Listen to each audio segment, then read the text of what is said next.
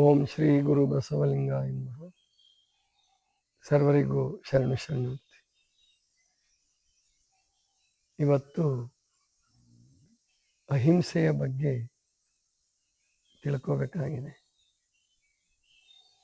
ಆದರೆ ಅದಕ್ಕಿಂತ ಹೆಚ್ಚಾಗಿ ಇವತ್ತು ನನಗೆ ನಿಮ್ಮ ಜೊತೆ ಹಂಚ್ಕೊಳ್ಬೇಕಾದ ವಿಷಯ ಅಂತಂದರೆ, ಪ್ರಕೃತಿ ಎಷ್ಟು ಅದ್ಭುತವಾಗಿದೆ, ಸೃಷ್ಟಿ ಎಷ್ಟು ಅದ್ಭುತವಾಗಿದೆ. ಈಗ ನೀವೆಲ್ಲ ಗಮನಿಸಿದ್ರಿ, ಬಂದು ಕೂತ್ಕೊಂಡ್ರಲ್ಲ, ಇಲ್ಲಿ ಪ್ರಾರ್ಥನೆ ಶುರುವಾಯ್ತಲ್ಲ, ಎಲ್ಲ ದೀಪಗಳನ್ನು ಆರಿಸೋಕ್ಕೆ ಹೇಳಿದೆ. ದೀಪಗಳು ಆರಿಸಿದಾಗ ಸ್ವಲ್ಪ ಕತ್ಲಿತ್ತು. ಪ್ರಾರ್ಥನೆ ಮುಗಿಯೋದ್ರೊಳಗೆ ಎಷ್ಟು ಬೆಳಕಾಯ್ತು ನೋಡಿ.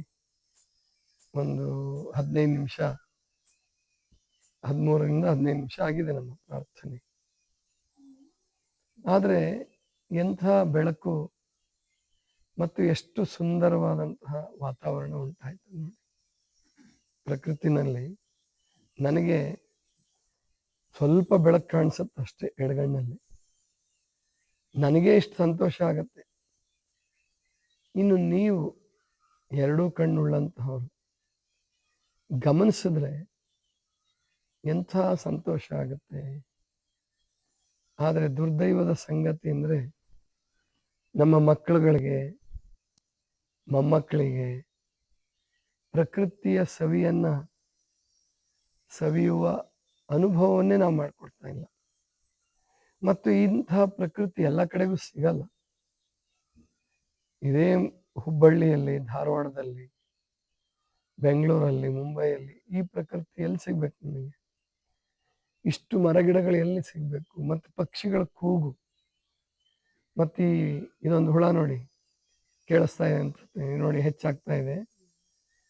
ಬೇಸಿಗೆ ಕಾಲದಲ್ಲೇ ಕೂಗುತ್ತದು, ಚಳಿಗಾಲದಲ್ಲಿ ಮಳೆಗಾಲದಲ್ಲಿ ಇರಲ್ಲ ಅದು. ಅದೆಲ್ಲಿ ಹೋಗುತ್ತೋ, ಎಲ್ಲಿ ವಾಸ ಮಾಡುತ್ತೋ ಗೊತ್ತಿಲ್ಲ. ಬಿರು ಬೇಸಿಗೆ ಇರಬೇಕು, ಕೆಟ್ಟ ಬಿಸಿಲಿರಬೇಕು, ಎಲ್ಲಿ ಕೂತ್ಕೊಳ್ಳುತ್ತೋ ಯಾರ ಕಣ್ಗೂ ಬೀಳಲ್ಲ, ಆದರೆ ಕೂಗೋದು ಮಾತ್ರ ಬಿಡಲ್ಲ. ಇಂತಹ ಚಟುವಟಿಕೆಗಳು ಸಾವಿರ, ಲಕ್ಷ, ಕೋಟಿ ಕೋಟಿ ಚಟುವಟಿಕೆಗಳು ಈ ಪ್ರಕೃತಿನಲ್ಲಿ ನಡೀತಾ ಇದೆ. ದೇವ್ರ ವಿಷಯ, ದೇವರು ಒಬ್ಬನೋ ಇಬ್ಬರೋ 3 ಜನನೋ ದೇವತೆಗಳು, ಅಥವಾ ನಮ್ಮ ದೇವ್ರು ಸರಿನೋ ನಿಮ್ಮ ದೇವ್ರು ಸರಿನೋ, ಇದು ಯಾವುದು ಬೇಡ ಅಂತ ಅನ್ಸುತ್ತೆ ಕೆಲವು ಸಾರಿ. ಯಾಕಂದರೆ ಅಲ್ಲಿ ದೇವ್ರ ಬಗ್ಗೆ ತಿಳ್ಕೊಳ್ಳುವಾಗ, ದೇವ್ರು ಕಾಣುವಾಗ ವ್ಯಕ್ತಿ ನಿಷ್ಠೆ ಬಂದ್ಬಿಡುತ್ತೆ. ನಮ್ಮ ಗುರು ಹೇಳಿದ್ದು ಸರಿ, ಇನ್ನು ಬೇರೆಯವ್ರು ಹೇಳಿದ್ದೆಲ್ಲ ತಪ್ಪು ಅನ್ನುವ ಮನೋಭಾವನೆ ಬಂದ್ಬಿಡುತ್ತೆ. ಮತ್ತೆ ಆ ಗುರುಗಳಲ್ಲೂ ಕೂಡ, ಗುರುಗಳು, ಪ್ರವಾದಿಗಳು, ಯೋಗಿಗಳು ಅನ್ನಿಸ್ಕೊಂಡಂತಹವರು ಕೂಡ ಸಾಂದರ್ಭಿಕವಾಗಿ ಬೇರೆ ಬೇರೆ ಹೇಳಿರ್ತಾರ. ಸಾಂದರ್ಭಿಕವಾಗಿ ಈಗ ಬಸವಣ್ಣನವ್ರು ಬದುಕಿದ್ದು ಸುಮಾರು 63 ವರ್ಷ, ಯೇಸು ಕ್ರಿಸ್ತ ಬದುಕಿದ್ದು ಸುಮಾರು 30-35 ವರ್ಷ, ಶಂಕರಾಚಾರ್ಯರು ಬದುಕಿದ್ದು ಒಂದು 33-34 ವರ್ಷ, ಆಮೇಲೆ ಬುದ್ಧ ಬದುಕಿದ್ದೊಂದು 80 ವರ್ಷ. ಅವ್ರುಗಳು ಬೇರೆ ಬೇರೆ ಸಂದರ್ಭದಲ್ಲಿ ಬೇರೆ ಬೇರೆ ಮಾತಾಡಿರ್ತಾರೆ. ಅದನ್ನು ವ್ಯಾಖ್ಯಾನ ಮಾಡಲಿಕ್ಕೆ ಗುರು ಬೇಕಾಗ್ತದೆ. ಮತ್ತೆ ಆ ಗುರು ಕೂಡ ನಮಗೆ ಪ್ರತ್ಯಕ್ಷ ಇದ್ದಂತಹ ಗುರು, ಜೀವಂತ ಗುರು ನಮಗೆ ಏನು ಹೇಳ್ಕೊಡ್ತಾನೆ, ಅವನ ಬುದ್ಧಿಮಟ್ಟ ಎಷ್ಟಿದೆ, ಅವನ ಆಚಾರ ವಿಚಾರಗಳು ಹೇಗಿದ್ದಾವೆ, ಇದು ಕೂಡ ಅವನ ಬೋಧೆಯ ಮೇಲೆ, ಅವನ ಉಪದೇಶದ ಮೇಲೆ ಪ್ರಭಾವ ಮಾಡುತ್ತೆ. ಆವಾಗ ಶಿಷ್ಯರು ಗುರುವನ್ನು ಅನುಸರಿಸೇ ನಡಿಬೇಕಲ್ಲ, ಏನು ಮಾಡೋಕ್ಕೆ ಬರಲ್ಲ. ಯಾಕಂದರೆ ಗುರು ಅಲ್ಲಿ ಕೇವಲ ಒಂದು ಪೆನ್ ಡ್ರೈವ್ ಆಗಿ ಉಪದೇಶ ಕೊಟ್ಟಿರಲ್ಲ, ಪೆನ್ ಡ್ರೈವ್ ಥರ ಹೇಳಿರಲ್ಲ. ತನ್ನ ಬೋಧೆಯ ಒಳಗೆ ತನ್ನ ವ್ಯಕ್ತಿತ್ವವನ್ನು ಕೂಡ ಸೇರುತ್ತೆ, ಕೂಡಿಸಿರ್ತಾನೆ, ಕೂಡ್ಕೊಳ್ಳೇಬೇಕಲ್ಲ. ಆವಾಗ ಶಿಷ್ಯರು ಗೊತ್ತಿದ್ದೋ ಗೊತ್ತಿಲ್ಲದೇನೋ ಒಳ್ಳೆ ವ್ಯಕ್ತಿತ್ವದ ಗುರು ಸಿಕ್ಕರೆ ಅವನ ಪ್ರಭಾವದಿಂದ, ಅವನ ವ್ಯಕ್ತಿತ್ವದಿಂದ ಅದನ್ನೇ ಅನುಸರಿಸ್ತಿರ್ತಾರೆ. ಇಲ್ಲ ಅಂತಂದರೆ ಅವನು ಏನಾದರೂ ಡಾಂಭಿಕ ಇದ್ದರೆ, ಆಡಂಬರ ಜೀವಿ ಇದ್ದರೆ, ಮೋಸಗಾರ ಇದ್ದರೆ ಅದನ್ನೇ ಅನುಸರಿಸ್ತಾರೆ ಶಿಷ್ಯರು. ಯಾಕಂದರೆ ಅವ್ರು ಕಂಡಿರೋದು ಆ ಗುರುವನ್ನು ಮಾತ್ರ, ಆ ಗುರುವಿನ ಪ್ರೀತಿಯನ್ನು ಅವ್ರು ಹೊಂದಿರ್ತಾರೆ. ಹಾಗಾಗಿ ಆ ಗುರುಗಳನ್ನೇ ಅನುಸರಿಸ್ಬೇಕಲ್ಲ. ಈ ಜಗತ್ತು ಅದಕ್ಕಾಗಿ ಇಷ್ಟೊಂದು ವೈವಿಧ್ಯಮಯ ಆಯಿತು. ಹೊಡೆದಾಟಗಳು, ಬಡಿದಾಟಗಳು, ಜಗಳಗಳು, ಕೋರ್ಟ್ಗಳು, ಜೈಲುಗಳೆಲ್ಲ ನಿರ್ಮಾಣ ಆದವು. ಪ್ರಕೃತಿಗೆ ಅನುಸಾರವಾಗಿ ನಡ್ಕೊಂಡಿದ್ದಿದ್ರೆ ಪ್ರಾಯಶಃ ಇಷ್ಟೆಲ್ಲ ಆಗ್ತಿರ್ಲಿಲ್ವೇನೋ. ಆದರೆ ಪ್ರಕೃತಿ ಅದಕ್ಕೆ ಬಿಡಲ್ಲ ನಮ್ಮನ್ನು. ಪ್ರಕೃತಿ ಒಂದೇ ಥರ ಇರಕ್ಕೆ ಬಿಡಲ್ಲ. ಪ್ರಕೃತಿ ಹೇಳುತ್ತೆ, ಇದು ಜೆರಾಕ್ಸ್ ಅಲ್ಲ, ನಾನು ಜೆರಾಕ್ಸ್ ಅಲ್ಲ. ನನ್ನ ಶಕ್ತಿಯನ್ನು ಬಳಸ್ಕೊಂಡು, ಈಗ ಒಬ್ಬ ತಾಯಿ ಹಾಲು ಕುಡಿಸ್ತಾಳೆ. ಒಂದು 8-10 ಜನ ಮಕ್ಕಳಿದ್ರೆ ಅಷ್ಟು ಜನರಿಗೂ ಹಾಲು ಕುಡಿಸೇ ದೊಡ್ಡವಳು ಮಾಡಿ ಅದೇ ಪ್ರೀತಿ ಕೊಟ್ಟಿರ್ತಾಳೆ. ಅದೇ ಹಾಲನ್ನು ಕುಡಿದು ಅದೇ ಪ್ರೀತಿಯನ್ನು ಅನುಭವಿಸಿ ಬೆಳೆದಂತಹ ಮಕ್ಕಳುಗಳು ಬೇರೆ ಬೇರೆ ಸ್ವಭಾವದವ್ರು ಆಗ್ತಾರೆ.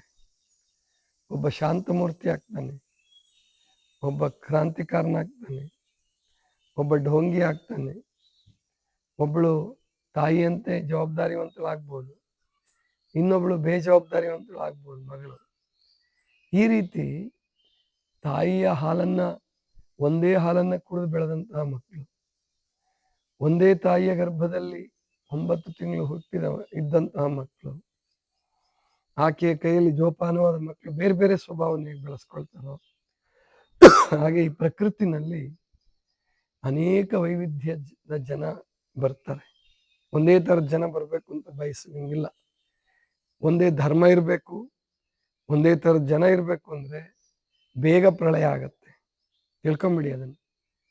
ನಾವು ಈ ಧರ್ಮ ಪ್ರವೇಶ ಮಾಡಿದಾಗ ನಮಗೂ ಆ ಹುಚ್ಚು ಬೆಳೆಸಿದ್ರು. ಅಂದರೆ ನಮ್ಮ ಧರ್ಮದ ಸಂಖ್ಯೆ ಹೆಚ್ಚು ಮಾಡಬೇಕು, ದೀಕ್ಷೆ ಕೊಡಬೇಕು, ಅಡ್ಡಾಡಬೇಕು, ಪ್ರಚಾರ ಮಾಡಬೇಕು. ಹೌದು, ಎಲ್ಲ ಸರಿ, ಅದು ಪ್ರೈಮರಿ, ಅದಷ್ಟೇ. ಧರ್ಮದ ಪ್ರಾಥಮಿಕ ಹಂತ. ಆದರೆ ಸತ್ಯ ತಿಳಿತಾ ಗೊತ್ತಾಗತ್ತೆ, ಕೇವಲ ದೀಕ್ಷೆ ಕೊಡೋದ್ರಿಂದ ಮಾತ್ರ ಜನರನ್ನು ಬದಲಾಯಿಸೋಕ್ಕಾಗಲ್ಲ. ಹಾಗೆ ನೋಡಿ, ದೀಕ್ಷೆ ಕೊಟ್ಟು ಗುರುವಿಗೂ ಸಕ್ಕರೆ ಕಾಯಿಲೆ, ಶಿಷ್ಯನಿಗೂ ಸಕ್ಕರೆ ಕಾಯಿಲೆ, ಶಿಷ್ಯರಿಗೂ ಸಕ್ಕರೆ ಕಾಯಿಲೆ, ಗುರುವಿಗೂ ಒಬ್ಯಾಸಿಟಿ, ಬೊಜ್ಜು, ಶಿಷ್ಯನಿಗೂ ಬೊಜ್ಜು. ಅಂದರೆ ಗುರುಮುಟ್ಟಿ ಗುರು ಆಗ್ತಾ ಇದ್ರು, ಎಲ್ಲ ಆಗ್ತಾ ಇದ್ದಾರೆ. ಅದರಿಂದ ಏನು ಪ್ರಯೋಜನ ಇಲ್ಲ. ಆದರೆ ಪರವಾಗಿಲ್ಲ, ಅವರಷ್ಟೇ ಪ್ರಯೋಜನ, ಅದನ್ನೇ ಪ್ರಯೋಜನ ಅಂತ ತಿಳ್ಕೊಂಡ್ರೆ ಆಗಲಿ, ಅವ್ರದ್ದು ಅಷ್ಟನ್ನೇ ಇಟ್ಕೊಳ್ಳಿ. ಆದರೆ ನಾನು ಹೇಳೋದೇನಪ್ಪ ಅಂತಂದರೆ, ನಮಗೆ ಧರ್ಮವನ್ನು ಮೀರಿದ, ಆಮೇಲೆ ಜಾತಿ ಮತ ಪಂಥಗಳನ್ನು ಮೀರಿದಂತಹ ಆತ್ಮ ಸಾಧನೆ, ಆಧ್ಯಾತ್ಮಿಕ ಸಾಧನೆ ಬೇಕಾಗಿದೆ. ಅಲ್ಲಿ ಲಾಂಛನಗಳು, ಆಮೇಲೆ ಮೇಲಿನ ಏನು ಧಾರಣೆಗಳೇನಿದಾವಲ್ಲ, ಅವು ಕೇವಲ ನಿಮಿತ್ತ ಮಾತ್ರ. ಅದರ ಅರ್ಥ ಅದು ಬಿಟ್ಬಿಡಿ ಅಂತಲ್ಲ. ನಿಮ್ಮ ಲಾಂಛನವನ್ನು ಉಳಿಸ್ಕೊಳ್ಳಿ. ಆದರೆ ನನ್ನ ಲಾಂಛನ ಶ್ರೇಷ್ಠ, ನಿಮ್ಮ ಲಾಂಛನ ಕಡಿಮೆ ಅಂತಕ್ಕಂಥದ್ದು ಬಾಲಿಶತನ ಆಗುತ್ತೆ. ಲಾಂಛನಗಳಷ್ಟೇ, ಅದು ಯಾವುದೇ ಇರಲಿ, ಲಾಂಛನಗಳು. ನನ್ನ ಲಾಂಛನ ನನಗೆ ಚಲೋ, ಯಾಕಂದರೆ ಇಲ್ಲಿ ನಮ್ಮಲ್ಲಿ ಬೇಸಿಗೆ ಇದೆ, ಬಿಸಿಲು ಜಾಸ್ತಿ ಇದೆ.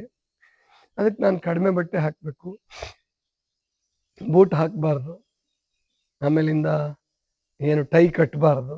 ನಮ್ಗೆ ಅಗತ್ಯ ಇಲ್ಲ. ಅದೇ ಅಮೇರಿಕಾದವನಿಗೆ ನೀನು ಬೂಟ್ ಹಾಕಬೇಡ, ಟೈ ಕಟ್ಟಬೇಡ ಅಂತಂದರೆ, ಆಮೇಲೆ ಕಾಶ್ಮೀರದವ್ರಿಗೆ ಹಾಗಂದರೆ ಅದು ಸರಿಯಾದ ಕ್ರಮ ಅಲ್ಲ. ಅಲ್ಲಿಯ ವಾತಾವರಣಕ್ಕೆ ತಕ್ಕ ಹಾಗೆ, ಅಲ್ಲಿಯ ಅವ್ರು ಅನುಸರಿಸ್ತಕ್ಕಂಥ ಮತಪಂಥಗಳಿಗೆ ಅನುಸಾರವಾಗಿ ಅವರೇನು ಮಾಡ್ಕೊಳ್ತಾರೆ. ಅದಕ್ಕೆ ಜಗತ್ತು ವೈವಿಧ್ಯಮಯವಾಗಿರ್ತಕ್ಕಂಥದ್ದು, ಪ್ರಕೃತಿ ವೈವಿಧ್ಯಮಯವಾಗಿರ್ತಕ್ಕಂಥದ್ದು. ಪರಮಾತ್ಮ ಇಷ್ಟಪಡೋದು ಕೂಡ ವೈವಿಧ್ಯತೆಯನ್ನೇ. ಯಾಕಂದರೆ ಅವನು ಇಷ್ಟಪಡ್ತಾನೆ ಅಂತ ಹೀಗೆ ಸೃಷ್ಟಿ ಮಾಡಿದಾನಲ್ವ. ಆದ್ದರಿಂದ ಒಂದೇ ಧರ್ಮ ಬರಬೇಕು, ನನ್ನ ಧರ್ಮ ಮಾತ್ರ ಸತ್ಯ, ಬಾಕಿಯವ್ರನ್ನೆಲ್ಲ ನಾನು ಸಾಯಿಸ್ಬೋದು ಅಂದರೆ ಅದು ಧರ್ಮವೇ ಅಲ್ಲ. ಅದು ದುಷ್ಕರ್ಮ, ಸತ್ಕರ್ಮವೂ ಅಲ್ಲ. ಧರ್ಮ ಅಂತೂ ಮೊದಲೇ ಅಲ್ಲ, ಅದು ಸತ್ಕರ್ಮನೂ ಅಲ್ಲ, ದುಷ್ಕರ್ಮ ಆಗಿ ಕೊನೆಗೆ ತಾನು ಹಿಂಸೆ ಮಾಡಿದ್ದನ್ನು ತಾನೇ ಉಣ್ಬೇಕಾಗ್ತದೆ. ಈಗ ಯಾವ್ಯಾವ ಧರ್ಮಗಳು ಹಿಂಸೆ ಮಾಡಿದವೋ ಅದನ್ನು ಉಣ್ತಾ ಇದ್ದಾವೆ, ಅನುಭವಿಸ್ತಾನೆ ಇದ್ದಾವೆ ಆ ದೇಶಗಳು, ಆ ಧರ್ಮಗಳು. ಯಾವ ಹಿಂಸೆಯನ್ನು ಅನುಭವಿಸಿದ ದೇಶಗಳಿದ್ವು ಭಾರತ, ಕೆಲವು ದೇಶಗಳು ಅವು ಶಾಂತವಾಗೇ ಇದ್ದಾವೆ. ಜೊತೆಗೆ ಅಲ್ಲಿ ಕೆಲವರು ಮತಾಂಧರು, ಧರ್ಮಾಂಧರು ಇಲ್ಲೂ ಭಯೋತ್ಪಾದನೆ ಉಂಟು ಮಾಡೋಕ್ಕೆ ಪ್ರಯತ್ನ ಮಾಡ್ಬೋದು. ಆದರೆ ನಾವು ಎಲ್ಲರೂ ಗಟ್ಟಿಯಾದರೆ ನಮ್ಮ ಮಾರ್ಗ, ಭಾರತೀಯ ಪದ್ಧತಿ ಇದೆಯಲ್ಲ, ವೈವಿಧ್ಯತೆಯಲ್ಲಿ ಏಕತೆ, ಅನೇಕತೆಯಲ್ಲಿ ಏಕತೆ, ಪರಮಾತ್ಮನ ಸೂತ್ರಗಳನ್ನೇ ನಾವು ಒಪ್ಪಿಕೊಂಡು ನಡ್ಕೊಳ್ಳತಕ್ಕಂಥದ್ದು, ಪ್ರಕೃತಿಯನ್ನು ಪ್ರೀತಿಸೋದು. ಅಹಿಂಸೆ ಅಂದ್ರೆ ಅದೇನೆ. ಅಹಿಂಸೆಯಲ್ಲಿ ಯಾರೂ ಒತ್ತಾಯದಿಂದ ಏನೂ ಮಾಡೋ ಹಾಗಿಲ್ಲ. ಸಹಜ ಸಹಜ. ಹೂ ಎತ್ತಿದ ಹಾಗೆ, ತಾಯಿ ಹಾಲು ಕುಡಿಸಿದ ಹಾಗೆ, ನದಿ ಹರಿದ ಹಾಗೆ, ಮಳೆ ಸುರಿದ ಹಾಗೆ ಜಗತ್ತಿನ ಪ್ರೀತಿ, ಅದೇ ನಿಜವಾದ ಪ್ರಕೃತಿ ಪ್ರೀತಿ, ಅದೇ ನಿಜವಾದ ಅಹಿಂಸೆ. ಕಾಡಿನಲ್ಲಿ ನಡೀತಕ್ಕಂಥ ಹಿಂಸೆ ಅದು ಹಿಂಸೆ ಅಲ್ಲ. ಈಗ ಒಂದು ಸಿಂಹ ತನ್ನ ಆಹಾರಕ್ಕಾಗಿ ಅದು ಒಂದು ಪ್ರಾಣಿಯನ್ನು ಬೇಟೆ ಆಡುತ್ತೆ, ಅದು ಹಿಂಸೆ ಅಲ್ಲ. ಅದು 2-3 ಪ್ರಾಣಿಯನ್ನು ಬೇಟೆ ಆಡಲ್ಲ. ಹುಲಿ ಆಗಲಿ, ಸಿಂಹ ಆಗಲಿ, ಚಿರತೆ ಆಗಲಿ ಹೊಡೆದು, ಈಗ ಒಂದಷ್ಟು ಪ್ರಾಣಿಗಳು ಸಿಕ್ಕಿದಾವೆ, ಒಂದಷ್ಟು ಕುರಿಗಳು ಸಿಕ್ಕಿದಾವೆ, ಒಂದಷ್ಟು ಆಡುಗಳು ಸಿಕ್ಕಿದಾವೆ, ಎಲ್ಲವನ್ನು ಹೊಡೆದಾಕ್ಬಿಡೋಣ, ಇಟ್ಬಿಡೋಣ, ಆಮೇಲೆ ತಿನ್ನೋಣ ಅಂತ ಮಾಡಲ್ಲ. ಅವು ಎಷ್ಟು ಬೇಕೋ ಅಷ್ಟೇ. ಅಂದರೆ ಪ್ರಕೃತಿಗೆ ಅನುಸಾರವಾಗಿ ನಡೀತಾ ಇದ್ದಾನೆ. ಮನುಷ್ಯ ಕ್ರೂರಿ ಆದರೆ, ಮನುಷ್ಯ ಮಾಂಸಾಹಾರಿ ಆದರೆ, ಮನುಷ್ಯ ಭಯೋತ್ಪಾದಕನಾದರೆ ಎಲ್ಲ ಪ್ರಾಣಿಗಳಿಗಿಂತಲೂ ಕನಿಷ್ಠ ಆಗ್ಬಿಡ್ತಾನೆ, ಎಲ್ಲ ಪ್ರಾಣಿಗಳಿಗಿಂತಲೂ ಕ್ರೂರಿ ಆಗ್ಬಿಡ್ತಾನೆ. ಅದಕ್ಕೆ ಪ್ರಕೃತಿಯನ್ನು ಅನುಸರಿಸಿ ನಡೆಯುವುದು ಮೊದಲನೇ ಧರ್ಮ. ಪ್ರಕೃತಿ ಅನುಸಾರವಾಗಿ ನಡೆಯದೇ ಬರಲಿಲ್ಲ ಅಂತಂದರೆ ಧರ್ಮನೇ ಅಲ್ಲ. ಮೇದಾರ ಕೇತಯ್ಯನವ್ರ ಜೀವನದಲ್ಲಿ ಬರ್ತದೆ. ಮೇದಾರ ಕೇತಯ್ಯನವರು ಬಿದಿರು ಕಾಯ್ಕ ಮಾಡ್ತಾ ಇದ್ರು. ಅವರು ಕಾಡಿಗೆ ಹೋದರೆ ಎಷ್ಟು ಸಾಧ್ಯವೋ ಅಷ್ಟು ಬಿದಿರೆಲ್ಲ ಹೊತ್ಕೊಂಡು ಬರ್ತಿರ್ಲಿಲ್ಲ, ಅಥವಾ ಆಳಿಟ್ಕೊಂಡು ಮತ್ತೊಂದು ಹೊರೆ ಬಿದಿರು ತರಿಸ್ಕೊಂಡು ಸಿಕ್ಕಾಪಟ್ಟೆ ಕಾಯ್ಕ ಮಾಡ್ತಿರ್ಲಿಲ್ಲ.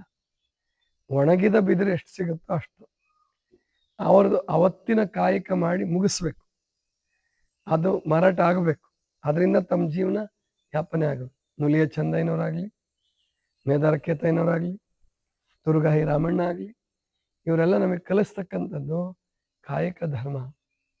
ಆ ಕಾಯಕ ಧರ್ಮದಲ್ಲಿ ಸಂಗ್ರಹವೇ ಇಲ್ಲ, ನಾಳೆಗೆ ಅನ್ನೋ ಚಿಂತೆ ಇಲ್ಲ. ಅದು ಅಹಿಂಸೆ, ಅದು ಅಹಿಂಸೆ. ಅವ್ರು ಮಾಡ್ತಾ ಇದ್ದಿದ್ದು ಕಡಿಯೋದು, ಸಿಗಿಯೋದು ಅಂತ ಕಾಯಕ ಆದ್ರೂ ಅದು ಅಹಿಂಸೆನೇ.